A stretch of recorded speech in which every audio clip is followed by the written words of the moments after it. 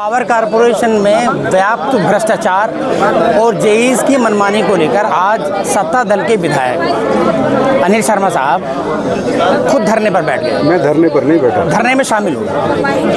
तो आखिर उनको क्या ज़रूरत आ पड़ी कि सरकार जीरो टॉलरेंस पर करप्शन को लेकर योगी आदित्यनाथ का दावा और लोगों से वादा है कि किसी भी तरह से जो डिपार्टमेंट्स हैं वहाँ पर भ्रष्टाचार नहीं होने दिया जाएगा, लेकिन पावर कारपोरेशन अब अपनी मनमानी पर पूरी तरह से उतर आया है। लिहाजा आज जो बीजेपी के जो विधायक हैं उनको ही धरने में शामिल होना पड़ा। तो उन्हीं से मैं जानता हूँ क्या क्या यहाँ चल रहा है, क्या गड़बड़ झाला चल रही है और क्या क्या उनकी डिमांड्स हैं। सर, एक तो मैं थोड़ा आपको अपडेट कर दूं, मैं धरना नहीं दे रहा। धरना राष्ट्रवादी किसान कामगार मंच में दिया है और इसमें सारे मेरे क्षेत्र के लगभग 500 सम्मानित किसान, पंचायत प्रतिनिधि, प्रधानगण, सारे लोग यहाँ पधारे हैं। तो जहाँ तक मेरा यहाँ आने का सवाल है, तो मेरी जनता मुझे जहाँ बुलाएगी मैं ज़रूर जाऊँगा। I can not afford to avoid them. मुझे बुलाया गया तो मैं यहाँ उपस्थित हुआ हूँ। बाकी जहाँ तक बात है, निश्चित रूप से माननीय मुख्यमंत्री जी की और उत्तर प्रदेश सरकार की जीरो टॉलरेंस की नीति है, लेकिन सरकार ओमनी प्रेजेंट नहीं है। यहाँ ग्राउंड लेवल पर उसका पालन नहीं हो रहा है। कुछ टाइप के जो कर्मचारी हैं वो फिर भी किसान के साथ तशद्दुद करते हैं, शोषण करते हैं, बेईमानी करते हैं, रिश्वतखोरी करते हैं। तो इसको यहाँ ग्राउंड जीरो पर लगाने के लिए भी तो हम हैं, हम भी तो सरकार का एक पार्ट हैं। तो इसलिए मैं यहाँ उपस्थित हुआ हूँ कि माननीय मुख्यमंत्री जी की सरकार की नीति को, जो जीरो टॉलरेंस की है, वो यहाँ भी ग्राउंड जीरो पर भी लागू वो दिखे। जिस तरह से वो मंशा सरकार की शासन की है वो ग्राउंड पर भी वही हमारी है, वही आगे दिखे, वही जनता हमारी है, यही हमें वोट देते हैं, यही किसान है। तो अभी आपने 6 मुद्दों पर बात की कि 6 मामलों में किसानों से वसूली की जा रही है अवैध रूप से। वो कौन कौन से मामले हैं जिनको लेकर के जो पावर कारपोरेशन के जेईस हैं, जो डिपार्टमेंट के घूसखोर अधिकारी हैं, वो वसूली कर रहे हैं? जरा वो देना मुझे, मैं बता दे रहा हूँ। एक तो जो किसान कनेक्शन चाहता है पोर्टल पे उसने कर दिया, लेकिन TFR के लिए उससे पैसे मांगे जाते हैं। उसके बाद PD कराने जाएगा तो उससे पैसे मांगे जाते हैं। वो लाइन शिफ्टिंग कराएगा तो उससे पैसे मांगे जाते हैं। और नहीं, कोई बात नहीं, मुझे याद है जी, याद है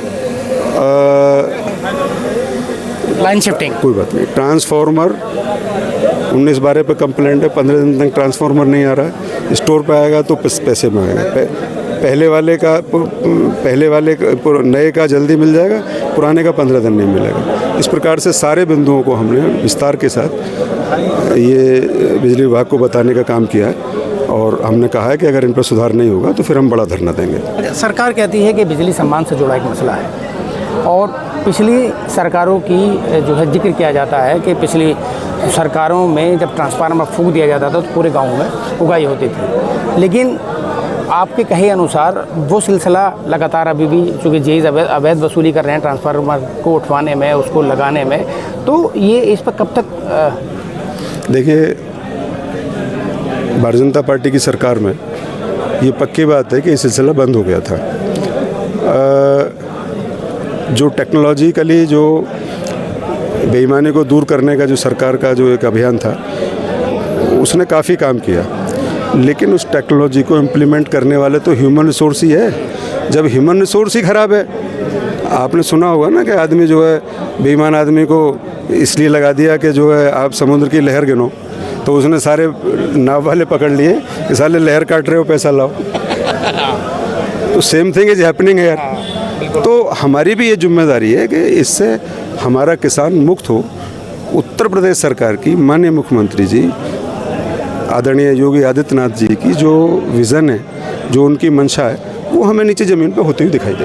अच्छा, सरकार, चूँकि आप बहुत बड़ी ताकत में हैं और आप जो बोलते हैं और जो लिखते हैं उसका असर होता है, सरकार में भी उसका असर होता है और आपके जो फॉलोअर्स हैं, आपकी जो पब्लिक है, वो भी उसको पालन करती है कहीं तक। और जब आप लिख के देंगे कि हमारा पावर कारपोरेशन के जेईस हैं जो भी इसमें संलिप्त हैं, तो उन पर एक्शन होगा। तो लिहाजा आप अपने स्तर से क्या? देखिए, आपकी बात बिल्कुल सत्य है, ये कहने में और सुनने में बिल्कुल सही है। हम जो लोग लिखते हैं वो बड़ा प्रभावी रहता है। 25 करोड़ का देश है, बहुत बड़े यहाँ सरकारी कर्मचारी अधिकारी हैं। सारे लोगों को जांचों के आधार पे, कार्रवाई के आधार पे, इसके आधार पे नियंत्रण नहीं किया जा सकता। जब किसान खड़ा होता है तो क्या है कि उसका जो उसने एक आयरन कर्टेन बना रखा है, उसने जो एक फर्जी स्मोक खड़ा कर रखा है कि मैं अधिकारी हूँ, सुनूंगा नहीं, गाली दूंगा, वो टूटता है। तो क्या एक यही रास्ता? फिर नहीं, ये एक रास्ता नहीं है। ये जो आपने कहा उसको कंप्लीट करता है, उसको 100% तक ले जाता है। वो भी चीज़ काम करती है, सरकार भी काम करती है, हमारे कहे पे भी कार्रवाई होती है, लेकिन किसान का खड़ा होना जो है उस पूरी समस्या का 100% निराकरण है। अगर ये नहीं मानेंगे तो फिर किसान आ जाएगा। भाई कोई हम ये तो कह नहीं रहे कि भाई तुम कुछ हमें जो है मुफ्त में दे दो जी, या तुम हमारे लिए फेवर कर दो जी। नो, चार्ज लीजिए लेकिन सहूलियत दीजिए। नहीं, चार्ज भी लो, चार्ज सरकारी कोई, देखिए अभी शपथ ली, कोई किसान बिल देने में कोताही नहीं बरतता। हम महीने, हमसे ट्यूबवेल का माफ़ है, ट्यूबवेल तो माफ़ है हमारा बत्ती पंखे का बिल आप 1 महीने में ले लो, लेकिन हमसे भाई, हमसे घूस मत लो। किसान की सबसे बड़ी समस्या आज घूसखोरी है। लाइन लॉस की बात करता है वह, लाइन लॉस कौन करा रहा है? लाइन लॉस वही आदमी चोरी करता है जिसको जेई चोरी कराता है पैसे लेकर। ये सारा जितना लाइन लॉस है उसका 25% संविदा कर्मी और जेई की जेब में। सर, मैं आपसे बात करके, एक पावरफुल व्यक्ति से बात करके ऐसा मुझे लग रहा है कि करप्शन के मामले में कहीं ना कहीं ताकत भी इस घूसखोरी के पूरे सिस्टम ने उसको भी कमज़ोर कर दिया है, वो भी आवाज़ नहीं उठा पा रहा है। बिल्कुल आप सही कह रहे हैं, बिल्कुल आप सही कह रहे हैं। किसी आदमी को अगर रिश्वत मिल रही है और कोई पावरफुल आदमी कह रहा है तो वो रिश्वत को वरीता है उसे। क्योंकि मुझे बड़ी कोफ्त महसूस हो रही है, आप जैसा ताकतवर, आप जैसा ईमानदार विधायक जो है यहाँ पर करप्शन को लेकर उसको लड़ना पड़ रहा है, झगड़ना पड़ रहा है, और उसको बेतहासा मायूसी के साथ इसको उल्लेख करना पड़ रहा है कि कैसा हो रहा है मेरे विभाग में। सर एक बात और है, देखिए समाज से वॉइसेस आनी, नॉइज़ आनी वो बहुत ज़रूरी है और सरकारों को उसका सुनना भी ज़रूरी है। अभी पिछले दिनों में हमने क्या देखा है कि समाज से आवाज़ें आनी बंद हो गई। हम काली गाय बन गए, हमारे कपड़े उतार ले जाओ, हमारे साला अंडरवियर उतार ले जाओ, बट हम बोलेंगे ही नहीं। कितनी किसान यूनियन, फलाना ठिकाना जो भी संगठन है, सबका एक सूत्रीय कार्यक्रम है। कोई भी जो किसान की जेन्युइन समस्या है उस पर आपने कभी कोई बोलते हुए सुना हो तो सुन बताइए। एक व्यक्तिगत निजी समस्या आ जाती है, सार्वजनिक समस्याओं की जगह एक निजी समस्या ने जगह ले ली है, और यही मैं समझ रहा हूँ कि यही वजह है कि करप्शन जो है थोड़ा हावी हो गया। तो अब क्या करने का आप कह रहे थे? उसके खिलाफ लड़ रहे हैं, वॉइस उठा रहे हैं, नॉइज़ उठा रहे हैं, जितना लड़ सकते हैं। वी आर द न्यूक्लियर, हम एक अणु तो है ना, तो अणु को जितना करना चाहिए उतना करेंगे। तो ये सरकार तक हाँ पक्का चाहेंगे। प्रत्यावेदन जो दिया है राखी काम ने, राष्ट्रवादी किसान कामगार मंच ने, वो मुख्यमंत्री जी को दिया और व्यक्तिगत रूप से मैं बताता रहता हूँ माननीय मंत्री जी को, सबको, एमडी पश्चिमांचल को, हमेशा मैं बताता रहता हूँ। पर कई जगह वो असहाय रहते हैं क्योंकि इनकी यूनियनें हैं, कभी कुछ है कभी कुछ है। अब बताओ ये कौन सी बात है? जेई कह रहा है साला मैं हाजिरी नहीं लगाऊंगा। अबे तनख्वाह लेगा भाई तू, सरकारी पैसा ले रहा है, हमारे पैसे को तू ले रहा है, हाजिरी क्यों नहीं लगाएगा? ये सब दबाव में 50 आदमी हैं, हम 10 लाख हैं इस ज़िले में, तो हम भी तो अपनी बात रखेंगे कि नहीं रखेंगे? This is the point.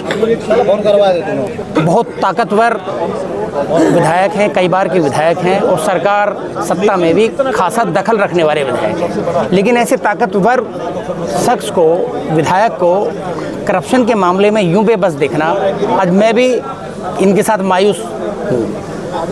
आप समझ सकते हैं कि विभागों में किस तरह से करप्शन अपनी जड़ों को मजबूत कर चुका है, किसान, बेरोजगार, मजदूर लोगों को किस तरह से चूस रहा है करप्शन। ये दावा किया गया था कि सरकार आने के बाद में कि करप्शन पूरी तरह से तहस नहस, उसको मटियाँ मेट कर दिया गया है, लेकिन एक विधायक करप्शन के सामने उसकी बेबसी को देखकर मुझे लग रहा है कि अभी करप्शन मरा नहीं है, अपनी बुलंदी पर है। शाहनवाज चौधरी, न्यूज़ 24, बुलंदशहर।